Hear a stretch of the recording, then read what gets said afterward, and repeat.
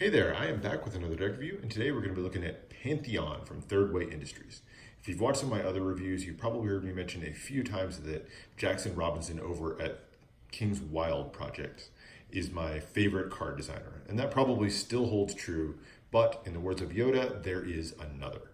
Giovanni Meroni over at Thirdway Industries is doing just some fabulous work with his story-based playing cards.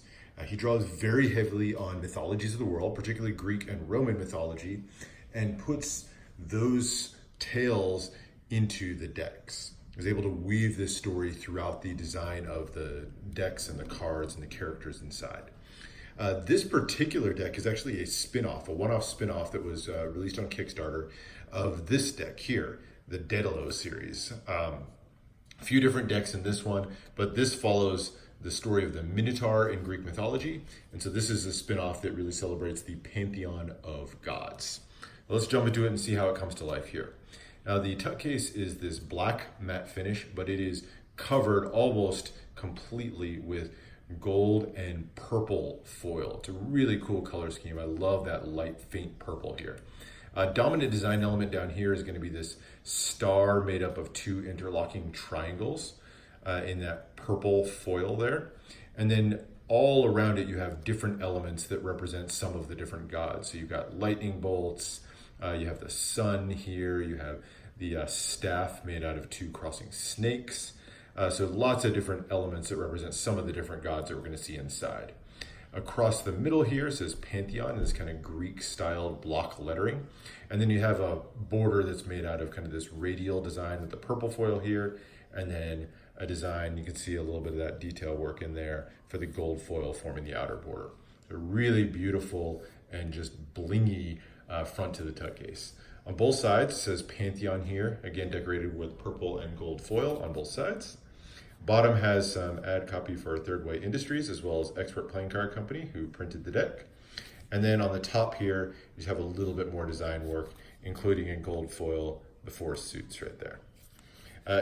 The back here is going to be a similar but differently colored version of the back of the cards that we'll look at in a second, which you can see more pops of that green, that gold and purple foil there. And then it does have a custom tuck seal along with the numbering. So you can see this is deck number 810. Opening up the inside here. So you have more purple and gold as well as Roman numerals here for 2016 when the deck was originally created. You have more of these star designs on the inside, and then the interior of the tuck case is also printed with red foil all the way down. So you have the dramatic star up here, and then a series of triangles going all the way through to form a pattern all the way down the tuck case. So really pops all over this tuck case and covered inside out with foil to really make it shine. Now looking at the cards themselves, let's start with the backs. And there you go. You can see just how dramatic that is. So it's all hot pressed gold foil on this deep purple colored card here. So you have just the border, you can kind of make out the purple, but most of it is this gold foil all over it. Just a really eye-popping card here. So you've got those repeated designs here of that interlocking triangle again. And just like what we saw in the tuck case, a lot of different symbols that represent some of the different gods. Again, there's that staff with the crossed snakes, you've got the lightning bolts. So just little details all the way through. And then you have that border here kind of made of that line design all the way around the edges. So there is the back design. You have a medium purple poker border around the edge. And that border kind of matches the face of the card. So if you wanted to use these for Magic, it would work well for that. So there is the back design of the cards. Let's look at the extra cards. So every one of the jokers, so it comes with 3 jokers, all the jokers and court cards are going to represent some of the different Greek gods or goddesses. So starting here with this one, this is Helios. So this is the sun god right here. You have Artemis, who is the goddess of the moon and the hunt. So you can see like the moon kind of design on the shield here, as well as the quiver of arrows for hunting. And then this is an interesting one. So this was actually a stretch goal in the campaign to get this Joker made, but this is Persephone, who is both the Queen of Spring on one side. So this is her and her Queen of Spring persona. And then on this side, this is her as the Queen of the Underworld. So you can see two different sides to her there. So those are the three Jokers that you get. Really, really cool designs on those and kind of unique characters. Now, each of the suits is also going to have a representation within this deck. So the spades particularly are going to represent the power of the gods. So here's your Ace of Spades. Again, that interlocking triangle design, very similar to what we've looked at before with, again, elements of the gods throughout. But then you have these swords coming out very prominently on the sides to frame that up. So really cool design for the Ace of Spades. And then all of your number cards are going to have, for the black ones, are going to have these gold pips in the center. So you're going to have custom designed pips. And then on that purple background, you have a very light purple frame, just kind of giving it a little bit of extra shape to the card there. And then in the corners, you have, again, custom pips, custom numbers, and then you have another representation of the pips in the other corners, just a little tiny spade pip in each of the corners. There's your number cards as you go through. And then we get to the Spade Courts.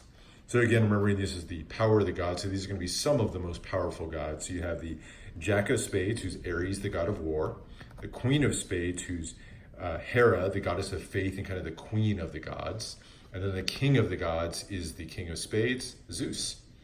And you can see him represented by all of those lightning bolts there. So very dramatic and very well-drawn designs for all of the courts. Moving on to the hearts. So the hearts are going to represent passion, emotions, and pleasure.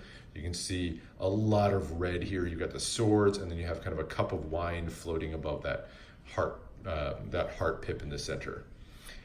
So where you had gold on the black cards, the red cards are going to be the kind of the traditional red, but similar design and layout otherwise to what we looked at with the spade. And then as you get down, you'll see the court cards here. So remember, these are passions and emotions and pleasures. So you have the Jack, who's Dionysus, the god of wine. The Queen is Aphrodite, or the goddess of love. And the King is Hades, the god of the underworld. You can see here there's Cerberus represented behind him, kind of right behind his head there. The clubs now. So now as we move on to the clubs are going to represent wisdom and genius.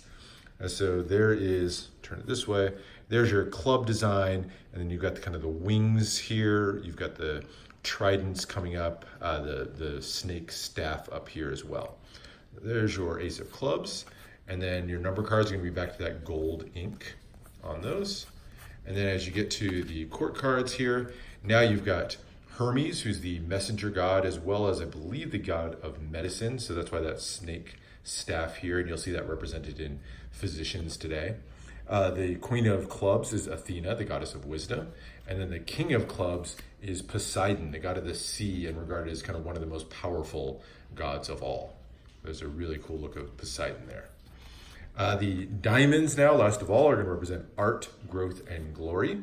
There's your diamond, and you can see the art's kind of represented with the harp going through there on both sides. Number cards are going to be back to red. And then as you work to the court cards, you get your last three court cards here. So you have Hephaestus here, who is the builder god. So you can see his blacksmith hammer there. So he's the one who made all of the weapons for the gods. The Queen of Diamonds here is Demeter, who is the goddess of the harvest.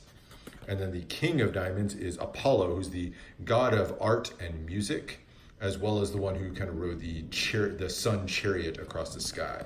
So you can see the music represented here, but you can also see the sun represented in the back.